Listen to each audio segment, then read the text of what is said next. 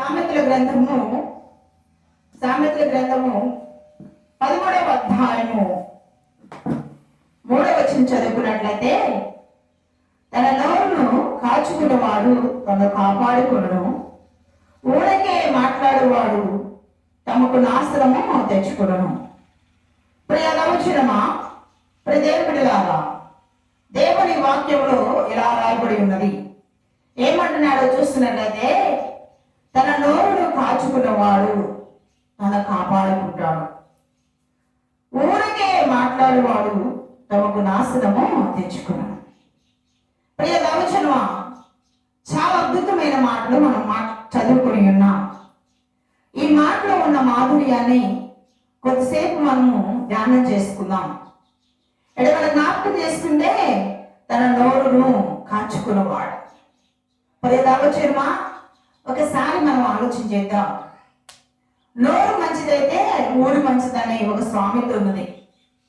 నోరు మంచిదై ఉంటే ఎక్కడికి వెళ్ళినా అక్కడ బ్రతికే అవకాశం ఉంటుంది. నోరు మంచిదైతే మనుషులు సంపాదించుకుంటారు, మనుషులు మన చుట్టూ ఉంటారు. గమనించండి, నోరు మంచిది కాకపోతే భయంకరమైన పరిస్థితి. చాలా చాలా చాలా అద్భుతమైన మాటలు దేవుడు మనతో మాట్లాడుచున్నాడు. ఏమంటున్నాడంటే, తన నోటిని కాచుకోవాలంట. నోరును కాచుకోవాలి. నోరుని ఎలా పడితే అలా మాట్లాడటానికి కానీ, నోరు ఎలా పడితే మరి కేకలు వేసి అరిసి గందరగోళం చేయడం కానీ చేయకూడదు. దేవుని పిల్లలుగా దేవుని మందిలోకి వచ్చిన మన జీవితంలో దేవుడు మనతో మాట్లాడుచున్నప్పుడు వాక్య పిల్లలు మనం సరి చేసుకోవాలి. అలా జ్ఞాపకం చేసుకుంటే, నోటిని కాచుకున్నవాడు, నోరును భద్రంగా పెట్టుకున్నవాడు, ఎక్కువగా మాట్లాడకుండా మౌనంగా ఉన్నవాడు తను కాపాడుకుంటాడు అన్నాడు. ఇప్పుడు ఈ రవచనమా, ఒకసారి మనం ఆలోచన చేద్దాం. నీ నోరు ఎలా మాట్లాడుతుంది? నువ్వు ఎలాగో మాట్లాడే వ్యక్తిగా ఉన్నావు. ఎవరిని చూసినా వాడిని పలకరించినా ఆయన ఇష్టాలుగా మాట్లాడతాడు. ఆయన అబద్ధాలు చెప్తాడు, మోసం చేస్తాడు. ఏది పడితే ఎంతటి వారినైనా అపస్కారంగా అతనాయసరంగా ఎలా పడితే అలా మాట్లాడతాడని ఇవి చూసి అనేకులు నొచ్చుకునేవారుగా, అనేకులు బాధించేవారుగా, బాధపడేవారుగా ఉన్నారా? లేకపోతే నీ నోటిని బట్టి నీ నోటిని కాపాడుకునే వ్యక్తిగా ఉన్నావా? దేవుని వాక్యం అంతని మాట్లాడుచున్నది. ఏమంటున్నాడు?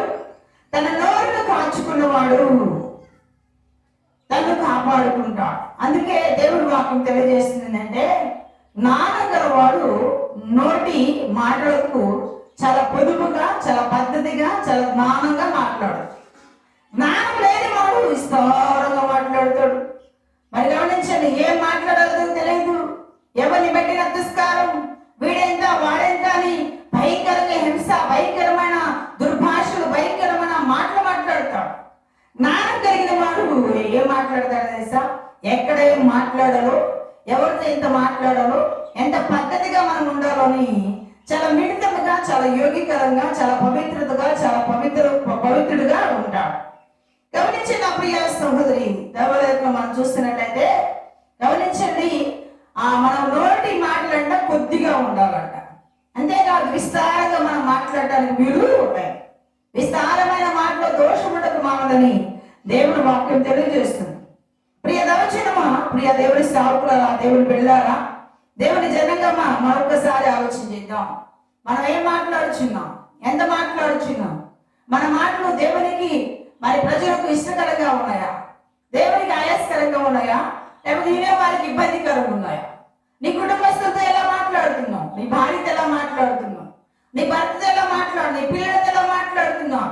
మా తండ్రి గారండి చాలా యోగ్యుడండి. ఏ మాట చెప్పినా అది దీవెనకరమైన మాట చెప్తారు. మా తల్లి గారండి చాలా పద్ధతిగా మమ్మల్ని పెంచింది.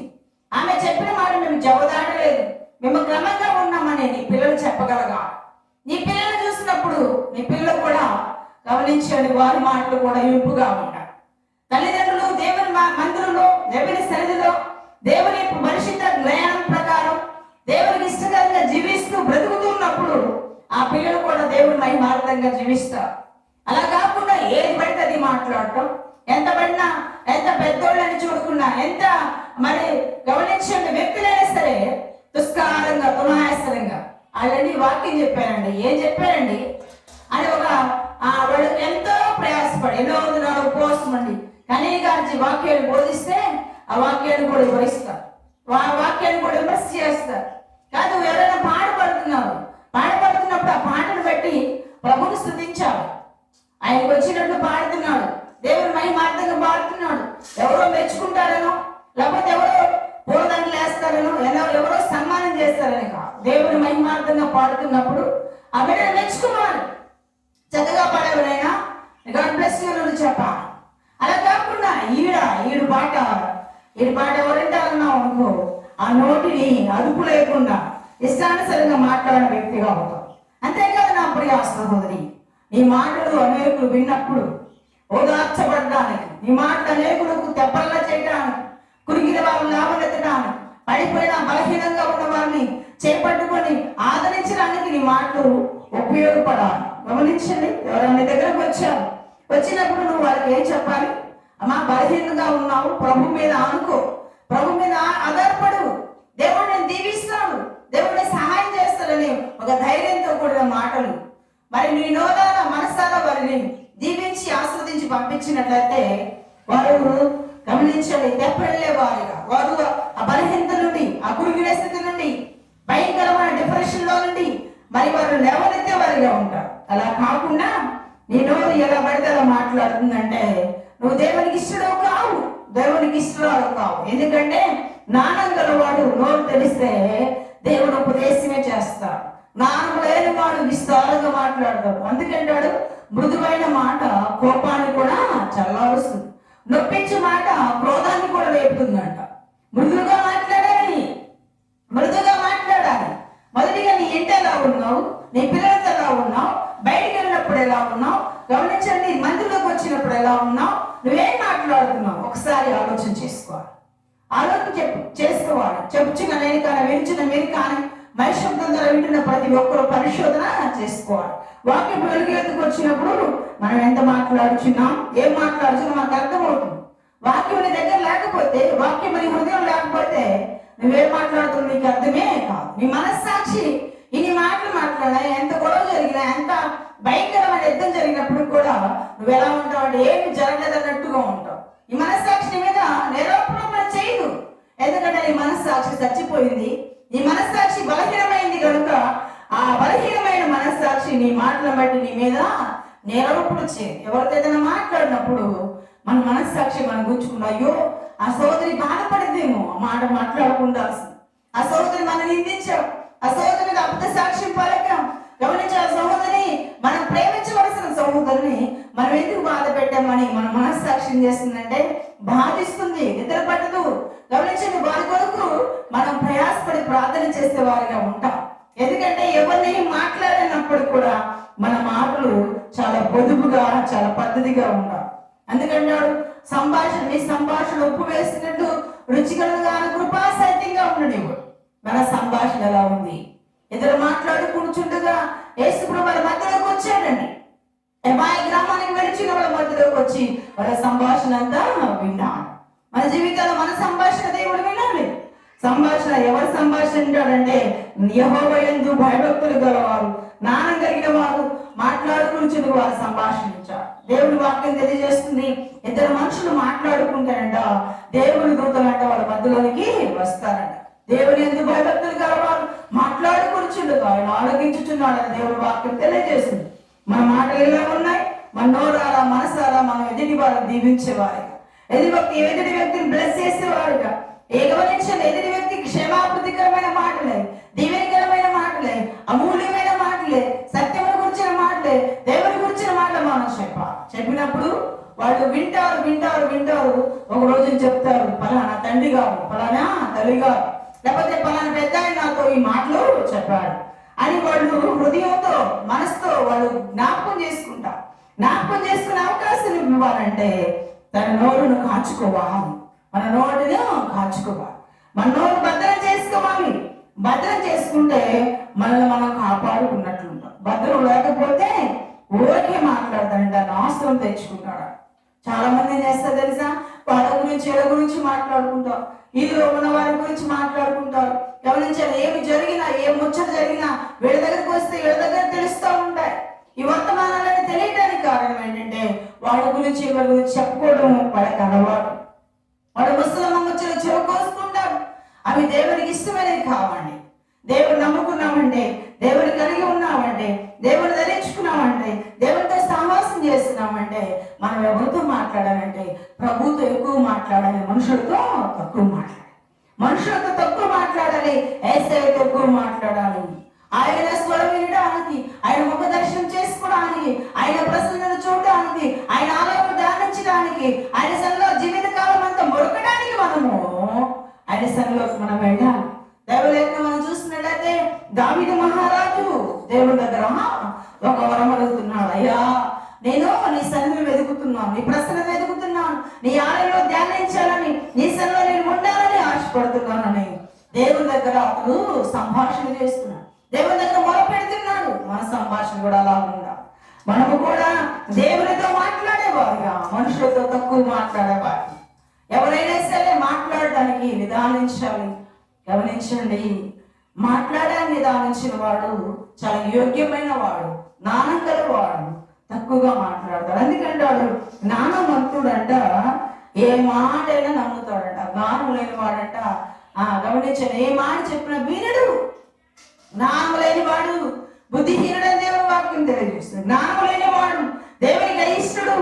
వారికి ఏం లేదంటే దేవుని గురించిన వర్తమానం, దేవుని గురించిన సత్యం వాళ్ళకి తెలియదు కనుక వాళ్ళ జ్ఞానం లేని వారికి ఉన్నాం. నా ప్రియ వచ్చినమా, నా ప్రియ స్నేహితుడా, నా ప్రియ సోదరి, మనం ఎలా ఉన్నాం? దేవుని ఎదుగు వస్తున్నాం, దేవుని ప్రార్థన చేస్తున్నాం, దేవుని సన్నిధిలో విశ్వాసులుగా, దేవునికి ఇష్టమైన ప్రియబిడ్డలుగా జీవిస్తున్న జీవితంలో మనం ఎలా ఉన్నాం? వాక్యపు వెలుగులో చూస్తున్నట్లయితే వాక్యమైన అద్దం దగ్గరకు వచ్చినప్పుడు ముఖం మీద మచ్చలు మరకలు ఎలా కనబడతాయో గమనించండి. వాక్యమైన అద్దం దగ్గరకు వస్తే నీలో ఉన్న లోపాలు తెలుస్తాయి. ఓ లోపాలు తెలియాలంటే దేవుని ఎదుగు రావాలి, దేవునితో సహవాసం చేయాలి, దేవునికి ఇష్టమైన బిడ్డగా జీవించాలి. దైవ గ్రంథాలను చూస్తున్నట్లయితే ఇద్దరు మనుషులు దేవుని మందిరానికి వచ్చారు, దేవుడి సరికి వచ్చారు. ఒక మనుషుడు ఏమో బయట నిలబడ్డాడు, ఒక మనుషుడు దేవాలయంలో దేవుడి మందిరంలోకి వచ్చి ప్రార్థన చేస్తున్నాడు. ఏమంటాడు తెలుసా? అయ్యా, ఈ సుంకల బలే ఉన్నందుకు వందనాలు, నేను జలకంలోను సోపులోను పదవి వందిస్తున్నాను, వారానికి 2 సార్లు ఉంటున్నాను, నేను గొప్ప అన్నట్లుగా మాట్లాడుకున్నాను. కానీ గమనించండి, శంకరి అయితే ఆకాశం వైపు కన్నడకు నేను యోగ్యుడను కానయ్యా అని రొమ్మ పట్టుకుంటూ ఆకాశం వైపు కళ్ళెత్తి ప్రార్థన చేస్తున్నాడు. నా ప్రియ సహోదరి, ఇక్కడ స్థాయిగా మాట్లాడుచున్నా పరిచయ ప్రార్థన దేవుడు వినలే. ఎందుకు వినలేదంటే అతిశయం, డంబం, నాకే చేతనవు, నేనే చేయగలను, నేనే నేనే నేనే నా స్వభావం, నేననేది చాలా లేదు. క్రీస్తుని మనం ప్రకటించే వారి ఉంటాం. క్రీస్తుని ప్రకటించే వారి నోరు దేవుడు నీతితోనూ పరిశుద్ధితోనూ పవిత్రతో నింపుతానండి. పరిశుద్ధత మనం కలిగి ఉంటాం. పరిశుద్ధత మనం కలిగి ఉన్నప్పుడు పరమందున్న దేవుడు మన సహాయం చేస్తాడు. అందుకని నీ నోరును బాగుగా తెలుము, నీ నోరు నేను నింపుతా. దేవుని వాక్యపుతో మన నోరు నింపుకోవాలి, దేవుని సన్నిధితో, దేవుని ప్రసన్నతో. నా ప్రియ సోదరి, ఒక్కసారి ఆలోచించాను. చాలా మంది ఫోన్లు వచ్చినాయి. ఈ రోజున ఫోన్లు ఇస్తారని మాట్లాడతారు. అది కరెక్ట్ కానే కాదు. ఎంతవరకు అంతవరకే మాట్లాడాలి. గమనించండి, ఫోన్లో మాట్లాడుతున్నాం, ఏదో అవతల వ్యక్తి యువతల వ్యక్తి మాట్లాడుకుంటూ ఉంటారు. మాట్లాడుకుంటే ఆ మాటలో దోషం ఉంటుంది. గమనించండి, ఈ రోజు మనం జ్ఞాపకం చేసుకుంటా చాలా మంది గమనించండి, చాలా అసభ్యకరమైన మాటలు మాట్లాడతారు, బూతు మాటలు మాట్లాడతారు, వేస్ట్ మాటలు మాట్లాడతారు. గమనించండి, ఆ మాటలు దేవునికి అయస్కరం, దేవునికి ఇష్టం లేదు. కాబట్టి ఊరికే మాట్లాడేవాడు నాశనం తెచ్చుకుంటాడు. జ్ఞానం గలవాడు వివేకం కలిగి బ్రతుకుతాడు. జ్ఞానవంతుడు 10 మందిలో కూర్చున్నప్పుడు, 10 మందిలో ఉన్నప్పుడు చాలా మిళితంగా ఉంటాడు. ఇప్పుడు ఏం మాట్లాడాలో నేను ఆలోచన చేస్తాను. జ్ఞానహీనుడు ఏదో ఒకటి వదిలేస్తాడు, స్పీడ్గా, ఆవేశంగా, ఆందోళనతో గమనించండి, అతనికి అన్ని తెలిసినట్లుగా మాట్లాడతాడు. జ్ఞానవంతుడైతే మౌనంగా అన్ని పరిశోధన చేస్తూ ఉంటాడు.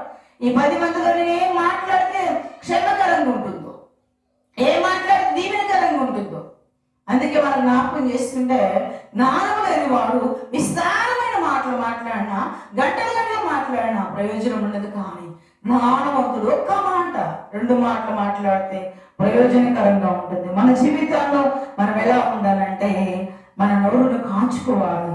తను కాపాడుకుంటాడంట. ఊరికే మాట్లాడితే నాశనం తెచ్చుకుంటాడంట. నా ప్రియ సోదరి, మనం నేర్చుకోవాల్సిన సత్యం ఏంటంటే మృదువైన మాటలు కలిగి ఉండాలి.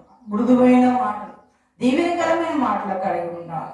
మన మాటలు ఉప్పు వేస్తున్నట్లు రుచికరంగాను కృపాసహితంగా ఉండాలి.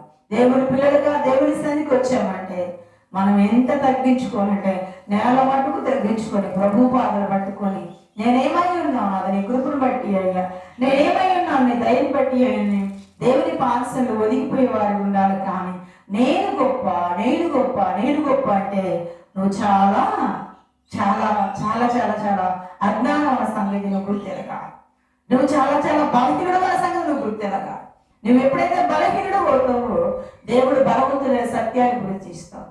అలా గుర్తించకుండా నేను గొప్ప, నేను గొప్ప అనుకుంటే ఒక రోజు నువ్వు కనుమరుగైపోతావు.